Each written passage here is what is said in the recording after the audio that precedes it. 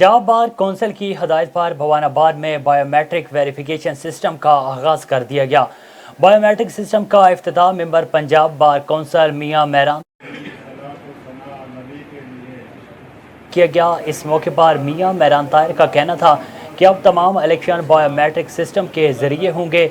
अब वकला का बार एसोसिएशन का लाइसेंस वेरिफिकेशन सर्टिफिकेट ऑनलाइन जारी होगा। उनका कहना है कि पहले लोग जाली कार्ड बनवा कर वोट डालते थे, मगर इसको रोक दिया गया है। इसके साथ जो कार्ड बनाया गया है इसमें QR कोड है, इसके साथ इनके ज़रिए जालसाजी रुक जाएगी।